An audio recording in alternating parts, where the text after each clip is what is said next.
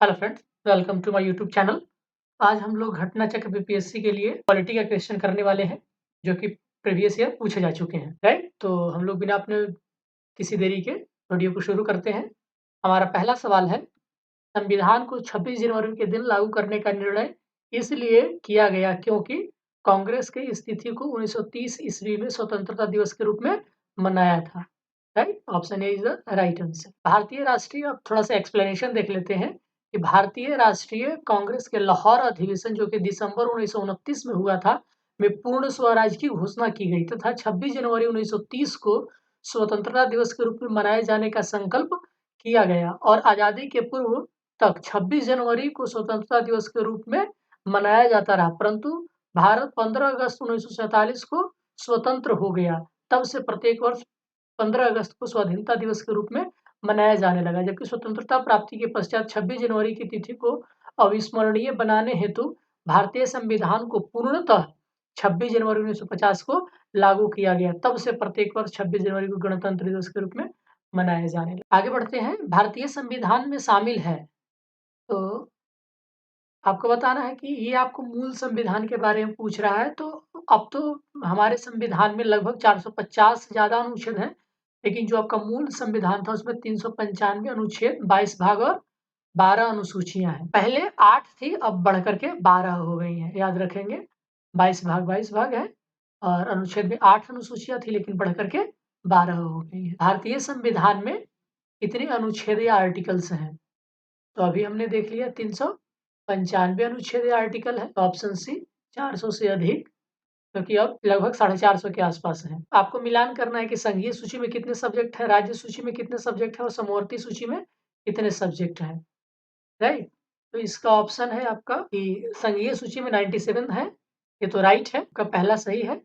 राज्य सूची में 61 है अभी वर्तमान में देखा जाए तो, और समवर्ती सूची में 52 सब्जेक्ट है। का आंसर हो जाएगा आपका, और उस वक्त थी राज्य सूची में 66 सब्जेक्ट थे और समवर्ती सूची में 43 सब्जेक्ट था। ये हम एक्सप्लेनेशन देख लेते हैं। Option B is the right answer. A का, 2 का सी है और 3 का बी है। अभी वर्तमान में देख लीजिएगा कि अभी वर्तमान में संघीय सूची में आपका 97 है और यूनियन में 97 है, ये 98 लिखा हुआ है। तो ये उस वक्त के अनुसार होगा जब ये सवाल कब पूछा गया था। आप देख लीजिए 2016 में।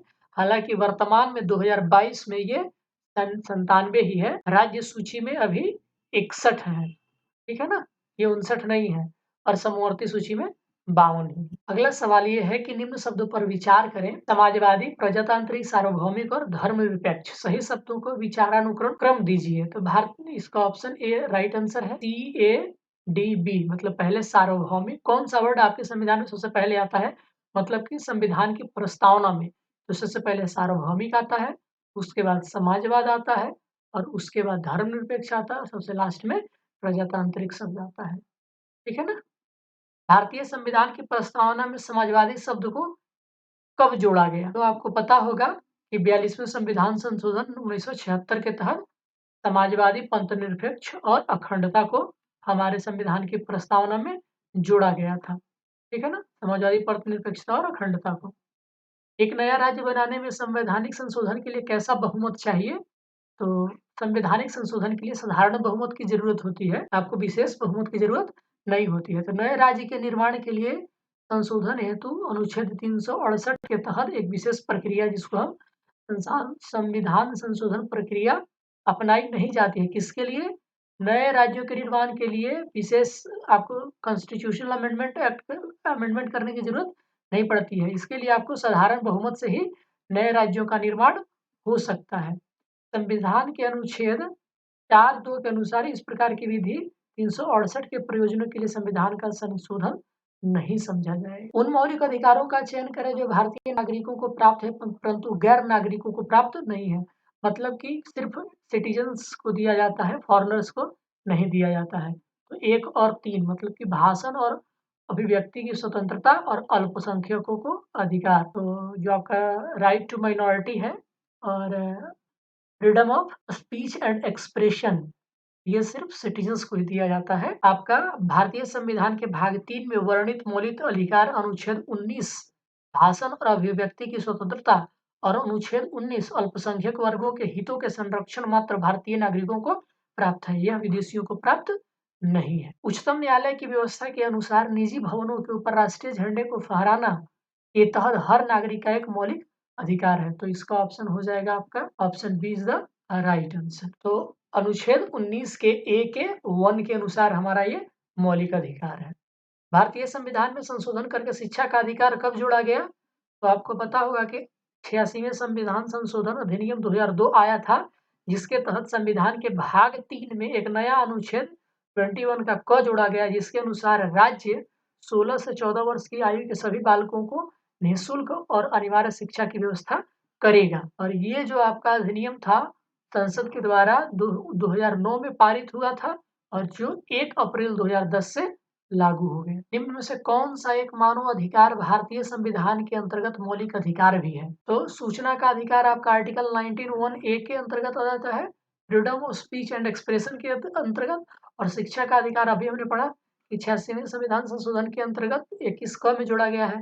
तो ये दोनों सही है। क्योंकि इसमें ऑप्शन ई नहीं है, इसीलिए उस वक्त इस क्वेश्चन को ठंडे बस्ते में डाल दिया गया। दोनों सही है, आपका ए और सी दोनों सही है। भारतीय संविधान के भाग 4 में दिए गए निर्देशित सिद्धांतों में निम्न में से कौन सा सूचीबद्ध है? तो सूचीबद्ध है आपका 1 और 2, यानी कि समान कार्य के लिए समान वेतन और समान नागरिक संहिता। ये डीपीएसपी में आता है दोस्तों। भाग 4 में क्या है? तो ये आपका है डायरेक्टिव राज्य के नीति निर्देशक तत्व, उसमें आपको यूनिफॉर्म सिविल कोड भी आता है यूसीसी, और यूनिफॉर्म वेज भी आता है। ठीक है ना? आगे बढ़ते हैं। एक्सप्लेनेशन है, आप यहाँ देख सकते हैं। भारतीय संविधान के भाग 4 में दिए गए निर्देशित सिद्धांतों में अनुच्छेद 39 के घ में सामान्य कार्य के लिए समान वेतन और अनुच्छेद 44 में नागरिकों के लिए समान नागरिक संहिता आपको वर्णित है, जबकि अनुच्छेद 350 के ए में प्राथमिक स्तर पर मातृभाषा में शिक्षा देने का निर्देश दिया गया है। हालांकि भाग 4 में उल्लेखित नहीं है, इसका प्रभाव भी निर्देशक तत्व जैसा ही है, परंतु यह राज्य द्वारा बाध्यकारी नहीं है। तो जो आर्टिकल 350 का ए है, ये भी बाध्यकारी नहीं है आपका, मतलब एनफोर्सिएबल नहीं है आपका ये, मतलब चाहे तो स्टेट कर सकती है, अन्यथा नहीं भी कर सकती है। और 350 के ए में क्या है? तो प्राथमिक स्तर पर जो आपका एजुकेशन है वो आपका वर्नाकुलर लैंग्वेज में दिया जाए। भारत के संविधान में मौलिक कर्तव्य किस संविधान संशोधन के तहत जोड़ा गया था? तो 42वें संविधान संशोधन 1976 के तहत इसको जोड़ा गया, ठीक है ना? और संविधान के भाग 4 के क में तथा अनुच्छेद 51 के क के तहत इसको जोड़ा गया है और ये मूल कर्तव्य में आते हैं। भारत के राष्ट्रपति अपनी शक्तियों का प्रयोग करते हैं, तो इसका सही उत्तर है सीधे अथवा अपने अधीनस्थ अधिकारियों के द्वारा। में भारत सरकार जो भी काम करती है, खास करके एग्जीक्यूटिव, वो सब के सब राष्ट्रपति के नाम से होता है। यानी कि भारतीय संविधान के अनुसार भारत का एक राष्ट्रपति होगा। ये क्यों कहता है? आर्टिकल 52 कहता है कि there will be a president of India, जिसमें संघ की कार्यपालिका शक्ति निहित होगी, यानी एग्जीक्यूटिव पावर इसी के अंतर्गत होता है।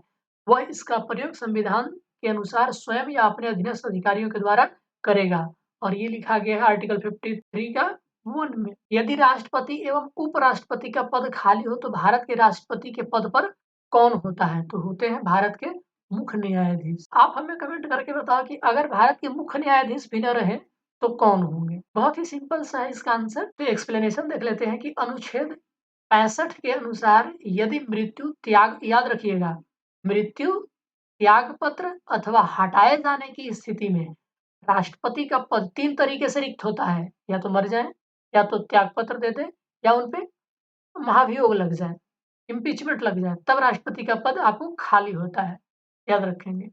तो पद का कार्यभार उपराष्ट्रपति संभालेगा। यदि किन्हीं कारणों से उपराष्ट्रपति उपलब्ध नहीं है तो उच्चतम न्यायालय का मुख्य न्यायाधीश या उसके न रहने पर उसी न्यायालय के वरिष्ठतम न्यायाधीश जो उस समय उपलब्ध है राष्ट्रपति के कृत्यों को संपादित करेगा। और ये कहाँ से आपको मिलता है? तो राष्ट्रपति उत्तराधिकार अधिनियम एक आया था 1969 में, उसके तहत इसके बारे में हमें जानकारी मिलती है, याद रखेंगे। ये कॉन्स्टिट्यूशन में नहीं है, इसके ये एक्ट के तहत इसका प्रोविजन किया गया है। चलिए आगे बढ़ते हैं। हमारा अगला सवाल है कि श्रीमती प्रतिभा देवी सिंह पाटिल भारतीय गणतंत्र के राष्ट्रपति के रूप में क्रम क्या था उनका? तो उनका क्रम था 12वां। तो 19 जुलाई 2007 को भारतीय गणतंत्र के 13वें राष्ट्रपति चुनाव संपन्न हुए थे और 25 जुलाई 2007 को प्रतिभा देवी सिंह पाटिल ने व्यक्ति के अनुसार देश के 12वें राष्ट्रपति के रूप में शपथ ग्रहण लिया था। अगर पर्सन के अनुसार देखा जाए तो ये 12वें राष्ट्रपति थी, लेकिन अगर पोस्ट के अनुसार देखा जाए तो यानी कि क्रम के अनुसार तो उनका क्रम 14वां था। 25 जुलाई 2017 से देश के 14वें राष्ट्रपति के रूप के रामनाथ कोविंद हैं और अब अभी जो आपके द्रौपदी मुर्मू हैं, द्रौपदी मुर्मू जी ये भारत के 15वें राष्ट्रपति हैं, याद रखेंगे। एक विधेयक जो संसद में प्रस्तुत किया जाता है कौन सी क्रिया के बाद अधिनियम बन जाता है, तो जब वो राष्ट्रपति उस पर अपना सिग्नेचर कर दे, ठीक है ना, अपनी सहमति दे दे, एसेंट ऑफ द प्रेसिडेंट। तो संविधान के अनुच्छेद 111 में विधेयकों पर राष्ट्रपति की अनुमति से संबंधित उपबंध है, यानी कि assent of the bill by the president is according to the article 111। एक विधेयक जो संसद में प्रस्तुत किया जाता है वो अधिनियम तभी बन पाता है जब संसद के दोनों सदनों के द्वारा पारित होने के बाद राष्ट्रपति उस पर अपनी सहमति देता है, यानी कि हस्ताक्षर करता है। श्री मोहम्मद हामिद अंसारी का भारत के उपराष्ट्रपति के रूप में कौन सा क्रम है, तो इसका सही उत्तर था आपका 12वें क्रम था। मोहम्मद हामिद अंसारी भारत के उपराष्ट्रपति के रूप में व्यक्ति के अनुसार 12वां जबकि उपराष्ट्रपति के अनुसार 13वें थे। 11 अगस्त 2017 से एम वेंकैया नायडू 13वें उपराष्ट्रपति हैं और इनके बाद जो अभी जगदीप धनखड़ जी बने हैं वो आपके 14वें उपराष्ट्रपति होंगे, याद रखेंगे। राष्ट्रीय सुरक्षा समिति का प्रधान कौन होता है, तो आपके होते हैं प्राइम मिनिस्टर, यानी कि national security adviser, national security committee एक जो बनी है उसके जो सचिव होते हैं, प्रधान होते हैं, वो प्रधानमंत्री होते हैं। भारत सरकार द्वारा कौन सा अधिकारी सदस्य न होते हुए भी भारतीय संसद की कार्यवाही में भाग लेने का अधिकार रखता है, तो इसका सही उत्तर होता है आपका अटॉर्नी जनरल। तो राष्ट्रपति द्वारा नियुक्त किए जाने वाले महान्यायवादी में वही योग्यता होनी चाहिए। महान्यायवादी का वैसे अंग्रेजी होता है अटॉर्नी जनरल, आप कंफ्यूज मत होइएगा। वही योग्यताएं होनी चाहिए जो सर्वोच्च न्यायालय के न्यायाधीश के लिए आवश्यक है। अटॉर्नी जनरल होते हैं वो संसद के सदस्य तो होते नहीं है क्योंकि वो एक ब्यूरोक्रेट होते हैं, परंतु वह किसी भी सदनों की संयुक्त बैठक में संसद के किसी समिति में बोल सकते हैं, भाग ले सकते हैं, लेकिन वोटिंग नहीं कर सकते। और ये किस अनुच्छेद के तहत है, तो अनुच्छेद 88 के तहत है ये। तो याद रखेंगे कि अटॉर्नी जनरल जिसको हम एजी कहते हैं, आर्टिकल 88 के तहत वो बैठक में भाग ले सकते हैं, बोल सकते हैं, लेकिन वोटिंग नहीं कर सकते। जो अटॉर्नी जनरल होते हैं राष्ट्रपति के प्रसाद पर्यंत पर अपना पद धारण करता है, ये आर्टिकल 76 का 4 है और अतः राष्ट्रपति उसे जब चाहे उनको हटा सकते। एक गैर सदस्य के रूप में संसद के किसी एक सदन की कार्यवाही में भाग ले सकता है, तो महान्यायवादी भाग ले सकता है। एक एमपी की सीट को रिक्त घोषित किया जा सकता है यदि वह सदन से लगातार कितने अवधि तक के लिए अनुपस्थित रहता है, तो लगातार अगर 2 महीने तक अगर आप अनुपस्थित रहते हैं तो आपकी सदस्यता जो है वो रिक्त घोषित कर दी जाएगी। भारतीय संविधान के अनुच्छेद 101 में के तहत संसद तथा 190 के 4 के तहत राज्य विधानमंडल के किसी सदस्य की सदस्यता तब समाप्त की जाती है जब वह 60 दिन की अवधि के सदन की अनुज्ञा के बिना सभी अधिवेशनों से अनुपस्थित रहता है, परंतु इस अवधि में सदन के सत्रावसान या निरंतर 4 से अधिक दिनों के लिए स्थगित समय नहीं जोड़ा जाएगा। यानी कि इसमें वो समय नहीं होंगे जिसमें सदन को 4 से अधिक दिनों के लिए एडजर्न घोषित किया गया हो, है ना? उनको सत्रावसान घोषित किया मतलब संसद सत्र जो है 4 दिन से कम समय तक रुका हो।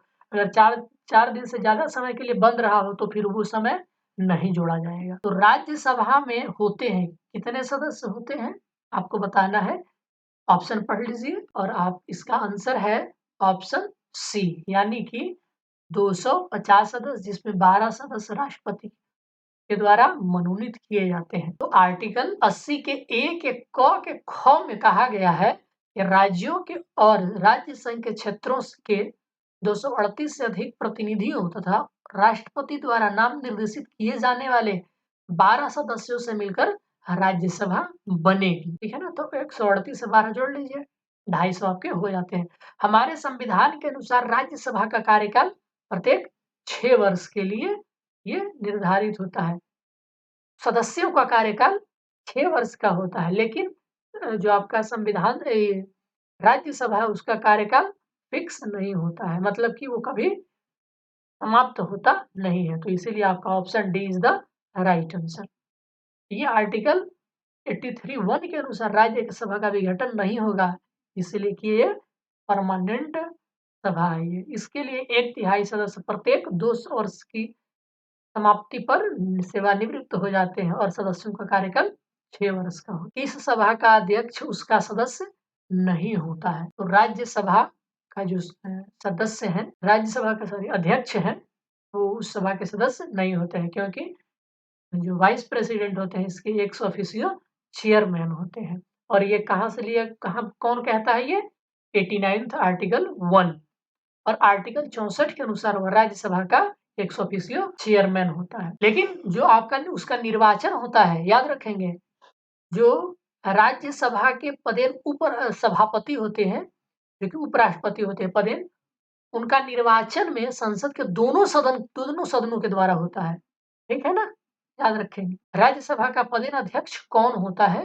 तो आपके उपराष्ट्रपति होते हैं। निम्नलिखित कथनों में से कौन सा सही नहीं है? धन संपत्ति के मामले में राज्यसभा शक्तिहीन है। धन विधेयक की शुरुआत राज्यसभा में होती है। लोकसभा द्वारा पारित किए जाने के बाद राज्यसभा को 14 दिनों के भीतर विधेयकों को पारित करना होता है। राज्यसभा किसी धन विधेयक को पारित तो कर सकती है अथवा कतिपय सिफारिशों के साथ उसे लोकसभा को लौटा सकती है। तो उसका सही उत्तर है ऑप्शन बी, ये धन विधेयक की शुरुआत राज्यसभा में नहीं बल्कि लोकसभा में होती है।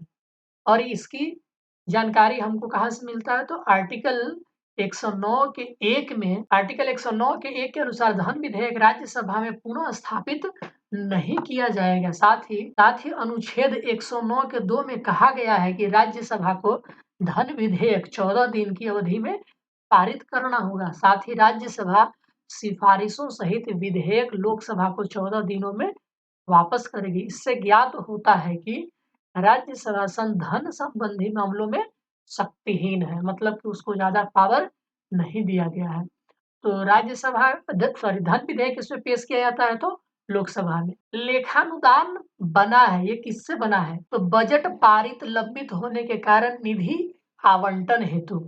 तो इसका एक्सप्लेनेशन हम देख लेते हैं। ऑप्शन सी इसका सही आंसर है आपका। कहता है विनियोग विधेयक के पारित होने के बाद ही समेकित कोष से कोई रकम निकाली जा सकती है, किंतु सरकार के वित्तीय वर्ष के अंत में बदलाव आए और नई सरकार विनियोग विधेयक तुरंत नहीं लाए या किसी अन्य कारण से विनियोग विधेयक के पारित होने से पहले ही रुपयों की आवश्यकता हो, तो अनुच्छेद 116 क के तहत लोकसभा लेखानुदान पारित कर सरकार के ये अग्रिम राशि मंजूर कर सकती है।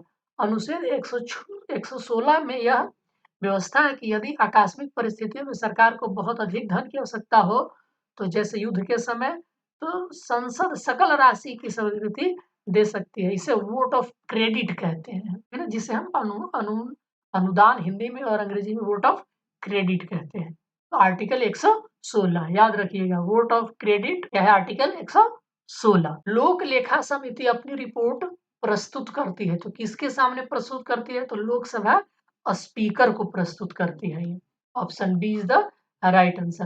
यानी कि पब्लिक अकाउंट कमेटी जो है आपका अपनी रिपोर्ट लोकसभा स्पीकर के सामने रखती है। लोक लेखा समिति लोक व्ययों पर नियंत्रण रखने वाली, यानी कि पब्लिक एक्सपेंडिचर पर नियंत्रण रखने वाली एक संसदीय समिति है। याद रखें, कैसी समिति है? एक संसदीय समिति है। इसमें कितने मेंबर होते हैं? लोकसभा के 15 और राज्यसभा के 7 सदस्य होते हैं और कुल 22 समिति होती है। पब्लिक अकाउंट कमेटी में 22 मेंबर होते हैं। इसका उद्देश्य लोक व्यय के दुरुपयोग एवं अनियमितताओं को सदन के समक्ष उजागर करना होता है। यह उन लोक प्राधिकारियों के विरुद्ध कार्रवाई की भी सिफारिश करती है जो व्यय के दुरुपयोग हेतु उत्तरदायी पाए जाते हैं। समिति नियंत्रक एवं लेखा परीक्षक की रिपोर्ट को आधार मानकर लोक व्ययों का प्रति परीक्षण करती है, यानी कि कैग की जो रिपोर्ट होती है उसको आधार मान करके ये आपका निरीक्षण करती है। सामान्यतः विपक्ष के लोकसभा सदस्य को इसका अध्यक्ष बनाया जाता है। यानी कि जो लोकसभा में अपोजिशन पार्टी के लीडर होते हैं, वो पब्लिक अकाउंट कमिटी के जनरली वो अध्यक्ष बनाए जाते हैं और ये प्रथा जो है 1967-68 से ही जारी है। ठीक है ना? याद रखेंगे। निम्नलिखित कथनों में से कौन-सा एक सही नहीं है? यानी कि सर्वोच्च न्यायालय का गठन 1950 में हुआ था। सर्वोच्च न्यायालय देश की उच्चतम अदालत है जिसमें अपील की जा सकती है। सर्वोच्च न्यायालय कोर्ट मार्शल को छोड़ अन्य किसी भी उच्च न्यायालय अदालतों की सुनवाई कर सकता है। सर्वोच्च न्यायालय कोर्ट मार्शल के साथ अन्य किसी भी उच्च न्यायालय अदालतों की सुनवाई कर सकता है। तो इसका सही उत्तर है आपका ऑप्शन सी। जो सर्वोच्च न्यायालय है, वो कोर्ट मार्शल को छोड़कर किसी भी अन्य उच्च न्यायालय अदालतों की सुनवाई कर सकता है। तो सशस्त्र सेना न्यायाधिकरण अधिनियम जो कि 2007 में आया था कि इसके अंतर्गत मतलब इसके प्रावधान के अनुसार कोर्ट मार्शल की अपील सर्वोच्च न्यायालय में की जा सकती है। कोर्ट मार्शल की अपील की जा सकती है, याद रखेंगे, सुनवाई नहीं होती। राज्य सरकार का कार्यकारी अध्यक्ष संवैधानिक प्रमुख कौन होता है? तो इसका सही उत्तर है आपका राज्यपाल आपके संवैधानिक प्रमुख होते हैं। तो संविधान के अनुच्छेद 154 के 1 के अनुसार राज्य की कार्यपालिका शक्ति राज्यपाल में निहित होगी और जिसका प्रयोग संविधान के अनुसार स्वयं या अपने अधीनस्थ अधिकारियों के द्वारा करेगा। एक उच्च न्यायालय का न्यायाधीश अपना त्यागपत्र संबोधित करता है, राष्ट्रपति को करता है। तो उच्च न्यायालय का न्यायाधीश अपने पद की शपथ लेने के बाद 62 वर्ष की उम्र में आयु तक अपने पद पर कार्यरत रहता है। इससे पूर्व राष्ट्रपति को अपने संबंधित अपने हस्ताक्षरयुक्त पत्र द्वारा अपना त्यागपत्र दे सकता है। साथ ही आर्टिकल 2017 1 के क में उसे सिद्ध कदाचार या असमर्थता पर संसद के दोनों सदनों द्वारा अलग-अलग अपने कुल बहुमत से जो कि उपस्थित और मतदान करने वाले सदस्यों को 2/3 द्वारा पारित प्रस्ताव से राष्ट्रपति द्वारा पदमुक्त किया जा सकता है। तो आपको उच्च न्यायालय के जो न्यायाधीश होते हैं, उनको हटाने के लिए सिर्फ क्या है, तो या तो वो किसी कदाचार में हो या असमर्थ हो, 2 तरीके हैं जिनको हटाने के।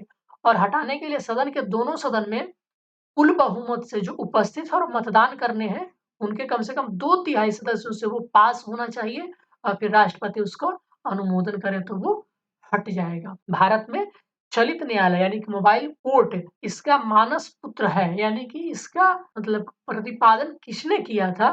तो डॉक्टर एपीजे अब्दुल कलाम। 4 अगस्त 2007 को हरियाणा के मेवात जिले में स्थित पुन्हाना में देश की पहली मोबाइल सघन अदालत का उद्घाटन किया। इसका शुभारंभ भारत के तत्कालीन मुख्य न्यायाधीश केजी बालकृष्णन ने किया।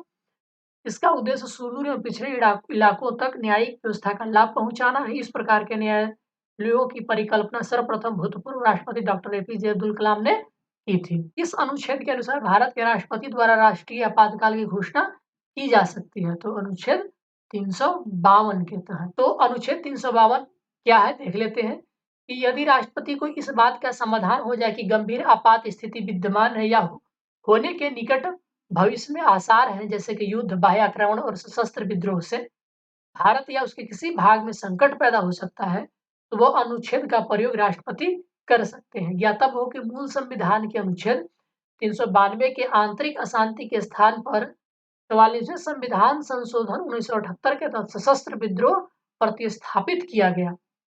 यानी कि आंतरिक अशांति को हटा करके सशस्त्र विद्रोह लाया गया था। 44वें संविधान संशोधन 1978 के द्वारा आर्टिकल 392 में।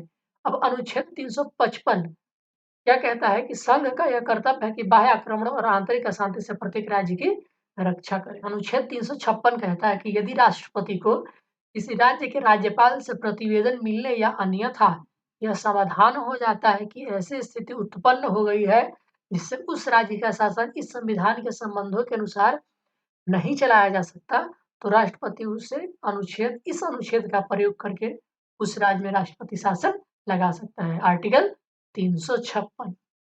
आर्टिकल 360, तो यदि राष्ट्रपति को यह समाधान हो जाए कि ऐसी स्थिति पैदा हो गई है जिससे भारत या उसके किसी भाग का वित्तीय स्थायित्व संकट में है, तो वित्तीय आपात की घोषणा कर सकता है आर्टिकल 360 के अनुसार। तो केंद्र और राज्य की व्यवस्थापिकाओं के लिए मतदान की न्यूनतम उम्र की सीमा 21 वर्ष से घटाकर 18 वर्ष की गई। ये कब किया गया था?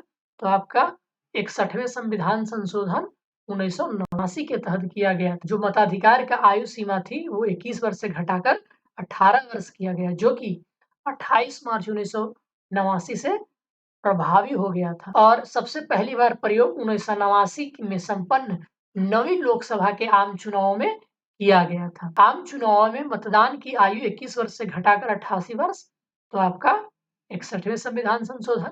भारतीय संविधान की 8वीं अनुसूची में मान्य सरकारी भाषाओं की संख्या कितनी है? तो आपका कितना है? तो पहले ये 18 हुआ करता था दोस्तों, लेकिन अब ये 22 हो गया है। तो चूंकि ये 2008 में पूछा गया था, अब ये 22 है इसकी संख्या। 52वें संविधान संशोधन 2003 से पूर्व संविधान की 8वीं अनुसूची में शामिल भाषाओं की संख्या 2018 थी, तो जो इस संशोधन के बाद अब 22 हो गई है। सीडीपी और एनईसी के पुनर्गठन के लिए 1957 में एनडीसी के द्वारा स्थापित समिति का नाम बताया, जिसने ग्रामीण स्थानीय सरकार की त्रिस्तरीय प्रणाली का सुझाव दिया था। तो वो थे बलवंत राय मेहता कमेटी। तो वर्ष 1952 में प्रारंभ सामुदायिक विकास कार्यक्रम यानी कि कम्युनिटी डेवलपमेंट प्रोग्राम, और वर्ष 1953 में प्रारंभ भारतीय राष्ट्रीय विस्तार योजना नेशनल एक्सपेंशन, ये आपका था एक्सटेंशन पॉलिसी या स्कीम। पुनर्गठन के लिए राष्ट्रीय विकास परिषद द्वारा बलवंत राय मेहता समिति का गठन वर्ष 1957 में किया गया था। इस समिति ने ग्रामीण क्षेत्रों में त्रिस्तरीय प्रणाली की अनुशंसा करी थी। याद रखेंगे कि आपका बलवंत राय मेहता कमेटी 1957 में बनी थी और ये 3 टियर पंचायती राज की सिफारिश करी थी इन्होंने। निम्नलिखित विशेषताओं में से केंद्रीय शासन व्यवस्था के लिए कौन सही नहीं है? तो बड़े देशों के लिए आदर्श, ये आपका सही नहीं है। त्वरित निर्णय सही है, लचीलापन होना चाहिए और कानून की एकरूपता होनी चाहिए। Option C is the right answer. तो केंद्रीय शासन व्यवस्था में सर्वोच्च सत्ता केंद्रीय प्राधिकार और उसकी विभिन्न अनुषंगिक इकाइयों के बीच बटी जाती है। आमतौर पर संघीय व्यवस्था में 2 स्तर पर सरकारें होती है, केंद्र सरकार, दूसरी राज्य सरकार। अलग अलग स्तर की सरकारें एक ही नागरिक समूह पर शासन करती है, पर कानून बनाने, कर वसूलने और प्रशासन में अपना अपना अधिकार क्षेत्र होता है। अतः केंद्रीय शासन व्यवस्था में त्वरित निर्णय, लचीलापन एवं कानून की एकरूपता का परिचायक है, परंतु यह छोटे देशों के लिए आदर्श व्यवस्था होती है, न कि बड़े देशों के लिए। विकेंद्रीकरण प्रणाली की सिफारिश किसने की थी? तो आपका decentralisation, Balwant Rai Mehta, 3 tier Panchayati Raj system. Option C is the right answer, जो कि 1957 में बना था बलवंत राय मेहता कमेटी। अशोक मेहता समिति ने क्या सिफारिश दिया था? तो पंचायती राज में द्विस्तरीय सरकार, ये अशोक मेहता कमेटी की सिफारिश थी। तो वर्ष 1977 में गठित अशोक मेहता समिति ने अगस्त 1978 में अपनी रिपोर्ट दी थी, जिसमें पंचायत के लिए त्रिस्तरीय प्रतिमान के स्थान पर द्विस्तरीय प्रतिमान की संस्तुति की थी।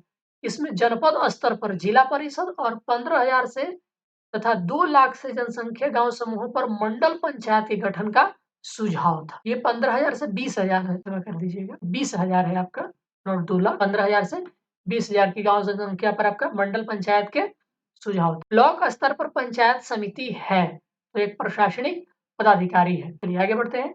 भारत में ब्लॉक स्तर पर बनी पंचायत समिति केवल प्रशासनिक अधिकारी होता है। 14 अगस्त 2007 को संसद द्वारा भारतीय संविधान में संशोधन के उपरांत अब अनुसूचित जाति की सूची में जातियों की संख्या कितनी है? तो दोस्तों अब जो है ये इसकी संख्या 1206 हो गई है। 14 अगस्त 2007 को संसद द्वारा भारतीय संविधान में संशोधन के बाद अब अनुसूचित जाति की सूची में अनुसूचित जातियों की संख्या 1206 हो गई है। अब दोस्तों ये डेटा जो है वो 2008 का है। अब इसमें कई बार संशोधन होते रहे हैं, तो आप लेटेस्ट एक बार जाकर के चेक कर लीजिएगा कि कितना है। निम्नलिखित में से कौन संयुक्त राष्ट्र की सुरक्षा परिषद का स्थायी सदस्य नहीं है? ऑप्शन ए जर्मनी आपका नहीं है। आप जानते हैं कि संयुक्त राष्ट्र सुरक्षा परिषद में कुल 15 सदस्य होते हैं, जिसमें 5 स्थायी सदस्य हैं और 10 अस्थायी होते हैं। और अस्थायी सदस्यों का कार्यकाल जो होता है वो 2 साल के लिए होता है और इसका चुनाव संयुक्त राष्ट्र महासभा करती है। और बाकी जो 5 आपके परमानेंट मेंबर हैं वो है यूएसए, ब्रिटेन, रूस, फ्रांस और चीन। एमनेस्टी इंटरनेशनल एक संगठन है जो कि किससे जुड़ा हुआ है? तो ये मानव अधिकारों से जुड़ा हुआ है। एमनेस्टी इंटरनेशनल एक विश्वव्यापी मानव अधिकार आंदोलन है। इसकी स्थापना 1961 ईस्वी में लंदन के बैरिस्टर पीटर वेनेंसन ने की थी। वर्ष 1961 में पीटर वेनेंसन ने विश्व में हो रही अनैतिक गिरफ्तारी के विरोध में द फॉरगटन प्रिजनर्स नाम का एक लेख लिखा था। एमनेस्टी इंटरनेशनल उन्हीं के विचारों का एक मूर्त रूप है। इसका मुख्यालय लंदन में है, ठीक है ना। तो मानव अधिकार ह्यूमन राइट्स रिपोर्ट निकालती है, HRR। चीन की समाचार एजेंसी का क्या नाम है? तो इसका सही उत्तर है न्यू चाइना न्यूज एजेंसी, जिसको हम सिन्हुआ न्यूज एजेंसी भी कहते हैं। आपने बहुत बार सुना होगा कि सिन्हुआ के अनुसार। अगला है कि किस देश की सरकारी रिपोर्ट को येलो बुक कहा जाता है? तो सही उत्तर है आपका ऑप्शन ए। येलो बुक जो है फ्रांस के सरकारी दस्तावेज को, सरकारी रिपोर्ट को कहा जाता है yellow book. Option A is the right answer, France. Bharat के सरकारी दस्तावेज को क्या कहते हैं? आप कमेंट करके बताओ। भारत के प्रथम विधि विश्वविद्यालय की स्थापना अगस्त 1987 में कहाँ हुई थी? तो बेंगलुरु में हुई थी। तो भारत के प्रथम विधि विश्वविद्यालय national law school of India की स्थापना अगस्त 1987 में बेंगलुरु में की गई थी। सीमा सुरक्षा बल की स्थापना 1965 ईस्वी में की गई थी। बॉर्डर सिक्योरिटी फोर्स जिसे आप कहते हैं। भारतीय संविधान को संविधान सभा द्वारा अंगीकृत कब किया गया था? तो 26 नवंबर 1949 को किया गया। भारतीय संविधान दिवस कब मनाया जाता है? तो आपको 26 नवंबर को मनाया जाता है। ऑप्शन बी है इसका आंसर। भारत में लौकिक सार्वभौमिकता है क्योंकि संविधान की प्रस्तावना आरंभ होती है हम भारत के लोग के शब्दों से। इसी से भारत की संविधान जो है, जो प्रस्तावना है, वो प्रारंभ होती है। Option D is the right answer. इसका अर्थ है कि जनता सर्वशक्तिमान है और किसी बाह्य सत्ता के अधीन नहीं है। भारतीय संविधान को अपनाया गया था संविधान सभा के द्वारा। भारतीय संविधान की प्रस्तावना के सिलसिले में निम्नलिखित में से कौन क्रम सही है? तो सबसे पहले आपका आता है सार्वभौम, सत्ता संपन्न, समाजवादी, धर्मनिरपेक्ष, जनवादी और गणतंत्र। और हम लोग जानते हैं कि 42वें संविधान संशोधन के अंतर्गत जोड़ा गया था समाजवादी, पंथ निरपेक्ष और इंटीग्रिटी शब्द को जोड़ा गया। भारतीय संविधान के प्रस्तावना में भारत को किस रूप में घोषित किया गया है?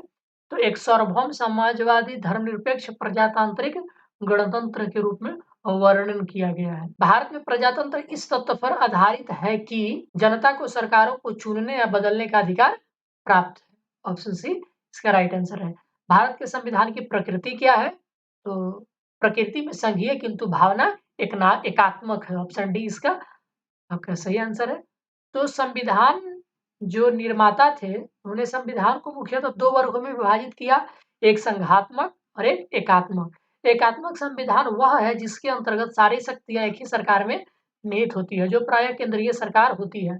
इसमें प्रांतों को केंद्रीय सरकार के अधीन रहना पड़ता है। इसके विपरीत संघात्मक संविधान वह है जिसमें शक्तियों का केंद्र एवं राज्यों में विभाजन रहता है तथा दोनों सरकारें अपने अपने क्षेत्रों में स्वतंत्र रूप से कार्य करती है। भारतीय संविधान की प्रकृति के बारे में विधिवेताओं को काफी मतभेद रहा है।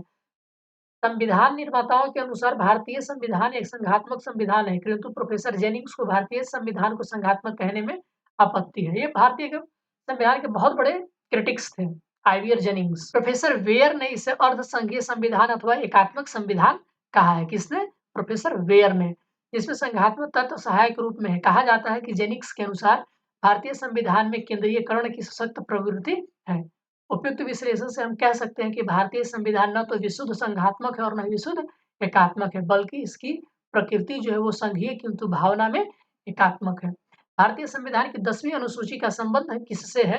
तो दल बदल विरोधी कानून से है, जो कि 52वें संविधान संशोधन 1985 से ये आपके संविधान में जोड़ा गया था। भूमि सुधार जो है वो किसके अंतर्गत आता है? तो ये राज्य सूची में आता है। भारतीय नागरिकता नहीं प्राप्त की जा सकती है। किसके द्वारा नहीं प्राप्त की जा सकती है?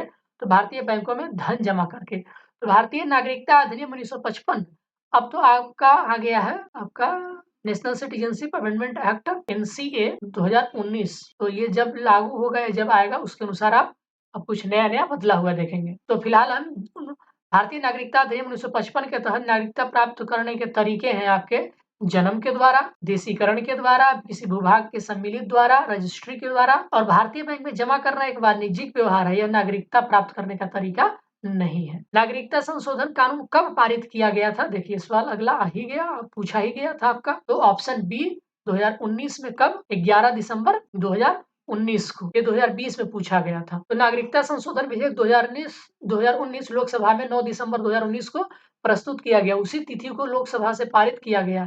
11 दिसंबर 2019 को यह राज्यसभा द्वारा पारित किया गया। राष्ट्रपति ने इस विधेयक को 12 दिसंबर 2019 को मंजूरी प्रदान की। यह विधेयक अधिनियम बन गया। 10 जनवरी 2020 से नागरिक संशोधन अधिनियम 2019 लागू हो गया। ठीक है ना? अब ये लागू भी हो चुका है 10 जनवरी 2020 से। विधि का नियम या कानून का अधिराज्य का मतलब क्या होता है? तो सभी के लिए एक कानून और सभी के लिए एक न्यायतंत्र होता है। तो विधि का नियम या कानून का ड्यू प्रोसेस ऑफ लॉ या फिर रूल ऑफ लॉ का तात्पर्य है कि सभी के लिए एक कानून, सभी के लिए एक न्यायतंत्र। विधि का नियम यह सामान्य अर्थ है कि देश के कानून के समक्ष सभी नागरिक समान है। कोई भी व्यक्ति कानून से ऊपर नहीं है। साथ ही कानून किसी व्यक्ति के साथ धर्म, जाति या लिंग के आधार पर भेदभाव नहीं कर सकता है। भारतीय संविधान में मौलिक अधिकारों के तहत अनुच्छेद 54 में विधि के समक्ष समता एवं विधियों के समान संरक्षण का अधिकार प्रदान किया गया है। संविधान में इसको संविधान द्वारा मौलिक अधिकारों को लागू करने की शक्ति दी गई है। तो आपको पता होगा कि सर्वोच्च न्यायालय एवं उच्च न्यायालय होते हैं। सर्वोच्च न्यायालय को आर्टिकल 32 के तहत और उच्च न्यायालय को आर्टिकल 226 के तहत। तो 5 प्रकार के रीट जारी होते हैं: परमादेश, बंदी प्रत्यक्षीकरण, अधिकार परीक्षा, उत्प्रेषण और प्रतिषेध। भारतीय संविधान में किस अनुच्छेद के अंतर्गत नागरिकों को मौलिक अधिकार प्रदान किए गए हैं? अनुच्छेद 12 से। भारत के संविधान का निम्नलिखित में से कौन सा अनुच्छेद प्रेस की स्वतंत्रता से संबंधित है? तो ऑप्शन ए आपका आर्टिकल 19। तो आर्टिकल 19 से 22 में स्वतंत्रता के अधिकारों का उल्लेख है। आर्टिकल 19 के ए के क में जो स्पीच ऑफ एक्सप्रेशन है, freedom of speech and expression में प्रेस की स्वतंत्रता निहित होती है। निम्नलिखित में से कौन सा मूलभूत अधिकार नहीं है? तो आपका संपत्ति का अधिकार और मूलभूत अधिकार नहीं है। ये 44वें संविधान संशोधन के तहत इसको हटा दिया गया है और अब ये आर्टिकल 300 के क में इसको लीगल या कॉन्स्टिट्यूशनल राइट के तौर पे आपको रखा गया है। निम्नलिखित संवैधानिक उपचारों में से किसे पोस्टमार्टम भी कहा जाता है? तो अधिकार परीक्षा को पोस्टमार्टम भी कहा जाता है। डॉक्टर भीमराव अंबेडकर ने संवैधानिक उपचारों का अधिकार अनुच्छेद 32 को संविधान की आत्मा और हृदय कहा था। इस बात को आप याद रखेंगे। संवैधानिक उपचारों की परीक्षा यानी कि को वारंटो को संवैधानिक उपचारों में पोस्टमार्टम भी कहा गया है। यह एक कार्यवाही है जिसके द्वारा न्यायालय लोक पद पर किसी व्यक्ति को दावे की वैधता की जांच करता है। इसके अतिरिक्त उत्प्रेषण को भी पोस्टमार्टम रीट कहा जाता है क्योंकि इसमें भी निर्णित न्यायिक कार्यवाहियों की जांच की जाती है। पोस्टमार्टम भी एक कार्यवाही है जिसमें मृत व्यक्ति के मरने के दावे की वैधता की जांच की जाती है। अतः विकल्प ई सही उत्तर है। यद्यपि बिहार लोक सेवा आयोग ने अपने प्रारंभिक उत्तर पत्रक में विकल्प डी को सही माना था। एक कल्याणकारी राज्य का आदर्श किसमें वर्णित है? तो राज्य के नीति निर्देशक तत्व में। Option A is the right answer. Bharat में निम्नलिखित में से किसके अंतर्गत पंचायती राज प्रणाली की व्यवस्था की गई है? तो राज्य के नीति निर्देशक तत्व के अंतर्गत। संविधान के अनुच्छेद 40 राज्यों के लिए ग्राम पंचायतों के गठन का प्रावधान करता है। राज्य के नीति निर्देशक तत्व के सिद्धांत किस प्रकार मौलिक अधिकारों से भिन्न है? तो ये परिवर्तनीय नहीं है जबकि मौलिक अधिकार परिवर्तनीय है। Option C is the right answer. राज्य के नीति निर्देशक सिद्धांत मौलिक अधिकारों से भिन्न है क्योंकि नीति निर्देशक जो आपके सिद्धांत है वो परिवर्तनीय नहीं है जबकि मौलिक अधिकार न्यायालय के द्वारा परिवर्तनीय है। निदेशक सिद्धांत संविधान के भाग 4 में वर्णित है और कल्याणकारी राज्य की स्थापना के निर्देश है, जबकि भाग 3 में वर्णित मौलिक अधिकार व्यक्तियों को राज्य के प्रति दिए गए सुरक्षा की गारंटी होती है। मौलिक कर्तव्यों को निर्धारित किया गया है तो संविधान संशोधन 42वें के तहत अनुच्छेद 51 के क में। मूलतः इसकी संख्या 10 थी लेकिन 86वें संविधान संशोधन में 11वां मौलिक कर्तव्य को जोड़ा गया था और मौलिक कर्तव्य को आचार आदेशों के नाम से भी जाना जाता है। 42वें संविधान संशोधन के 10 आचार आदेशों को किस नाम से जाना जाता है? तो अभी आपने देखा मौलिक कर्तव्य के नाम से जाना जाता है। निम्नलिखित में से भारत में मौलिक कर्तव्य कौन सा है? तो सही उत्तर है हमारी मिली जुली संस्कृति की समृद्ध विरासत को संरक्षण करना। आर्टिकल 51 के क के च में शामिल किया गया है इसको। राष्ट्रपति संसद का हिस्सा नहीं होता है, संसद का हिस्सा होता है। संसद का हिस्सा होता है और संसद में बैठता है, संसद में वोट दे सकता है। तो इसका आंसर है आपका ऑप्शन बी, यानी कि राष्ट्रपति जो है आप देख लें ऑप्शन बी क्या है?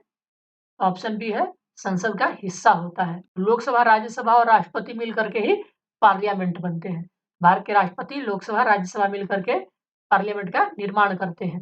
ठीक है ना? और सरकार की संसदीय व्यवस्था में कार्यपालिका अपनी नीति और कार्यों के लिए विधायिका के प्रति उत्तरदायी होती है। संसदीय कार्य को कैबिनेट सरकार या उत्तरदायी सरकार या अथवा सरकार का वेस्टमिंस्टर मॉडल भी कहा जाता है। भारत में राष्ट्रपति का चुनाव कैसे किया जाता है? तो आर्टिकल 55 के 3 के अनुसार राष्ट्रपति का निर्वाचन अनुपातिक प्रतिनिधित्व प्रणाली के अनुसार एकल संक्रमणीय हस्तांतरण मत प्रणाली के द्वारा होता है। अर्थात विकल्प बी और सी दोनों सही है, आपका बी और सी दोनों सही है, याद रखेंगे। चलिए, अगर भारत के राष्ट्रपति के चुनाव में कोई विवाद है तो उस विवाद को सौंपा जा सकता है, तो ये सिर्फ और सिर्फ आपका सर्वोच्च न्यायालय में दाखिल किया जा सकता है और आर्टिकल 71 के 1 के अनुसार कहता है ये बात। भारत के राष्ट्रपति को उसके पद से हटाया जा सकता है, तो डी संसद के द्वारा। अब आर्टिकल 56 के खंड ए और उपखंड ख के अनुसार, यानी कि article 56 clause 1 sub clause B के अनुसार संविधान के अतिक्रमण करने पर राष्ट्रपति को अनुच्छेद 61 में उपबंधित यानी कि महाभियोग चलाने की प्रक्रिया आर्टिकल 61 की रीति से संसद द्वारा चलाए गए महाभियोग के माध्यम से पद से हटाया जा सकता है। भारत का कार्यपालिका अध्यक्ष एग्जीक्यूटिव हेड कौन होता है? तो आपको पता होगा कि राष्ट्रपति होता है, आर्टिकल 53(1) का ए। केंद्र सरकार में उच्चतम नागरिक सेवा अधिकारी कौन होता है? तो जो आपके कैबिनेट सेक्रेटरी होते हैं वो आपके उच्चतम नागरिक सेवा अधिकारी होते हैं। वो सिविल सर्विसेज बोर्ड के पदेन अध्यक्ष होते हैं, कैबिनेट सेक्रेटरी। ये भारतीय प्रशासनिक सेवा और भारत सरकार के नागरिक सेवा के भी प्रमुख होते हैं, यानी कि इंडियन एडमिनिस्ट्रेटिव सर्विस और इंडियन सिविल सर्विस, ये दोनों के ये हेड होते हैं, प्रमुख होते हैं। साथ ही साथ सिविल सर्विसेज बोर्ड, इसके भी ये पदेन अध्यक्ष होते हैं। कौन? Cabinet secretary. भारतीय संविधान में केंद्रीय सरकार की अधिशासी शक्तियों को किसमें निहित किया गया है? तो भारत के राष्ट्रपति में। ठीक है ना? आर्टिकल 53(1) का 1। अगला है राष्ट्रपति राष्ट्रीय आपातकाल की घोषणा कर सकता है तो ऊपर वर्णित सभी कारणों से, यानी कि हथियारबंद विद्रोह के आधार पर भी, बाह्य आक्रमण के आधार पर भी और युद्ध के आधार पर भी, आर्टिकल 352 के अनुसार। याद रखेंगे इसको। अगला सवाल है कि प्रायः किसकी सलाह पर राज्य में राष्ट्रपति शासन लागू किया जाता है? तो आपको पता होगा ये गवर्नर के सलाह के ऊपर, आर्टिकल 356 के अनुसार। भारतीय संविधान भारत के राष्ट्रपति को अधिकार नहीं देता है, तो राज्यों के मुख्यमंत्री की नियुक्ति का अधिकार नहीं देता है, क्योंकि ये लोगों के द्वारा चुने जाते हैं, न कि राष्ट्रपति इनको नियुक्त करता है। और राष्ट्रपति नहीं बल्कि राज्य के राज्यपाल इनको नियुक्त करते हैं, आर्टिकल 64 के 1 के अनुसार। भारत के राष्ट्रपति को यह अधिकार नहीं प्राप्त है कि वह सर्वोच्च न्यायालय के न्यायाधीश को हटाए। तो अनुच्छेद 124 के खंड 4 के अनुसार उच्चतम न्यायालय के किसी न्यायाधीश को उसके पद से तब तक नहीं हटाया जाएगा तब तक कि साबित कदाचार या असमर्थता के आधार पर ऐसे हटाए जाने के लिए संसद के प्रत्येक सदन द्वारा अपनी कुल सदस्य संख्या के बहुमत द्वारा तथा उपस्थित और मत देने वाले सदस्यों के कम से कम 2/3 बहुमत द्वारा समर्थित समावेदन राष्ट्रपति के समक्ष उसे सत्र में रखे जाने पर राष्ट्रपति ने उसे हटाने के आदेश नहीं दिया हो। स्वतंत्र भारत के प्रथम राष्ट्रपति कौन थे? डॉक्टर राजेंद्र प्रसाद, और उनका संबंध बिहार से। कौन सा कथन असत्य है? राष्ट्रपति पद के लिए प्रत्याशी की आयु कम से कम 35 वर्ष की होनी चाहिए। उपराष्ट्रपति राज्यसभा का पदेन सभापति होता है। उपराष्ट्रपति का चुनाव भारत का राष्ट्रपति करता है। भारत के प्रथम राष्ट्रपति डॉक्टर राजेंद्र प्रसाद थे। कौन सा कथन असत्य है? तो आपका उपराष्ट्रपति के चुनाव भारत का राष्ट्रपति करता है, ये आपका गलत है। ऑप्शन सी सही आंसर। यानी कि भारत के अनुच्छेद जो संविधान का अनुच्छेद है 66 के अनुसार उपराष्ट्रपति का निर्वाचन संसद के दोनों सदनों के सदस्यों द्वारा अनुपातिक प्रतिनिधित्व पद्धति के अनुसार एकल संक्रमणीय मत प्रणाली द्वारा किया जाता है। राज्यसभा का सभापति कौन है? तो इसका आंसर हो जाएगा बी, उपराष्ट्रपति। भारतीय संविधान के अनुच्छेद 64 और अनुच्छेद 89 के अनुसार उपराष्ट्रपति राज्यसभा का पद सभापति होता है। भारत का प्रधानमंत्री मुख्य है, तो ये केंद्रीय सरकार का मुखिया होता है, आर्टिकल 74 का 1। आर्टिकल 71 के अनुसार भारत जो प्रधानमंत्री का कर्तव्य है कि मंत्रिपरिषद के सभी निश्चित विनिश्चय से राष्ट्रपति को संसूचित करे, जो जानकारी राष्ट्रपति मांगे वो दे। संघीय मंत्रिपरिषद के मंत्री उत्तरदायी होते हैं, किसके प्रति उत्तरदायी होते हैं? तो केवल लोकसभा के प्रति उत्तरदायी होते हैं। मंत्रिपरिषद उत्तरदायी होते हैं, तो आपको पता होगा लोकसभा के प्रति उत्तरदायी होते हैं, तो इसमें कोई ऑप्शन ही नहीं है। भारतीय राजनीतिक व्यवस्था में कार्यपालिका के अधीन रहकर कार्य करती है। कौन कार्य करके? विधायिका कार्यपालिका के अंतर्गत रह करके काम करती है। Option B is the right. अगला है कि सरकार की संसदीय व्यवस्था के विषय में निम्नलिखित में से कौन-सा कथन सही है? तो इसका ऑप्शन ई है। विधायिका न्यायपालिका के प्रति जवाबदेह होता है, विधायिका कार्यपालिका के प्रति जवाबदेही होती है, विधायिका एवं कार्यपालिका दोनों स्वतंत्र है, राष्ट्रपति न्यायपालिका के प्रति जवाबदेह है। अब इसका एक्सप्लेनेशन देखिए, आपको बात समझ में आ जाएगी। राष्ट्रपति शासन प्रणाली की सामान्यतः 2 पद्धतियाँ होती हैं, संसदीय और अध्यक्षीय। भारत में ग्रेट ब्रिटेन का अनुसरण करते हुए संसदीय राज शासन व्यवस्था को अपनाया। संसदीय शासन व्यवस्था में व्यवस्थापिका के सदस्य कार्यपालिका गठन करते हैं। कार्यपालिका व्यवस्थापिका के प्रति उत्तरदायी होती है। याद रखेंगे, जो आपका व्यवस्थापिका होती है, यानी कि जो कार्यपालिका होता है, वो व्यवस्थापिका के प्रति उत्तरदायी होता है, यानी कि एग्जीक्यूटिव लेजिस्लेटिव के प्रति आपके उत्तरदायी होते हैं। संसदनात्मक शासन व्यवस्था में कार्यपालिका विधायिका द्वारा नियंत्रित होती है। राष्ट्रपति न्यायपालिका के प्रति जवाबदेह होता है, इसलिए ऑप्शन ई राष्ट्रपति न्यायपालिका के प्रति जवाबदेह नहीं होता है, याद रखेंगे, इसलिए option E is the right answer है यहाँ। भारत का प्रधानमंत्री किसके प्रति जवाबदेह है? तो सी लोकसभा के प्रति जवाबदेह होता है, आर्टिकल 75 का 3। प्रधानमंत्री ने संविधान में मंत्रिमंडल शब्द का एक ही बार प्रयोग हुआ है और वह है तो अनुच्छेद 352 में। ऑप्शन ए इसका सही आंसर है। तो संविधान मंत्रिमंडल शब्द का प्रयोग केवल एक बार अनुच्छेद 352 के खंड 3 में किया गया है। इनके अनुसार राष्ट्रपति आपातकाल की घोषणा तभी कर सकेगा जब मंत्रिमंडल उसे लिखित रूप में संसूचित करे। भारत सरकार को कानूनी विषयों पर कौन परामर्श देता है? तो अटॉर्नी जनरल, आर्टिकल 76 के अनुसार। भारत का महान्यायाधीश किसके द्वारा नियुक्त किया जाता है? तो भारत के राष्ट्रपति के द्वारा नियुक्ति होती है। कानूनी विषयों पर राज्य सरकार को कौन परामर्श देता है? तो आपको एडवोकेट जनरल देते हैं। आर्टिकल 165 आर्टिकल जरूर याद रखेंगे दोस्तों, क्योंकि यही पूछा जाता है। आजादी के बाद भाषा के आधार पर भारत के राज्यों का पुनर्गठन 1956 में हुआ था। लोकसभा का नेता कौन होता है? तो प्रधानमंत्री होता है, आर्टिकल 75 का 1। लोकसभा के चुनाव में निर्वाचित होने के लिए किसी व्यक्ति के लिए न्यूनतम आयु सीमा क्या होती है? तो 25 वर्ष होती है, आर्टिकल 84 का ख। तथा राज्यसभा में निर्वाचित होने के लिए 30 वर्ष होता है। लोकसभा का सदस्य चुने जाने के लिए एक व्यक्ति को किस आयु से कम नहीं होना चाहिए? तो 25 वर्ष से कम नहीं होना चाहिए। संसद सदस्य बनने हो तो न्यूनतम उम्र सीमा क्या है? 25 वर्ष है। अब बताओ, आपके लिए एक सवाल दिए छोड़ करके जाता हूं मैं यहाँ पर कि लोकसभा का चुनाव कोई प्रत्याशी अपनी जमानत खो देता है यदि उसे प्राप्त न हो सके, तो वैध मतों का कितना पार्ट यदि उसको प्राप्त नहीं होता है तो उसका जमानत जब्ती हो जाती है। ठीक है दोस्तों, तो आज के लिए हमारा यही था, यहीं तक वीडियो। ये हमने पॉलिटी को कवर किया, ये पार्ट 1 था। हम पॉलिटी के और वीडियो लेकर के आएंगे पार्ट 2 में। बाकी आप लोग हमें बताएं कि आपको वीडियो कैसा लगा। वीडियो देखने के लिए आप सबका बहुत बहुत शुक्रिया, धन्यवाद।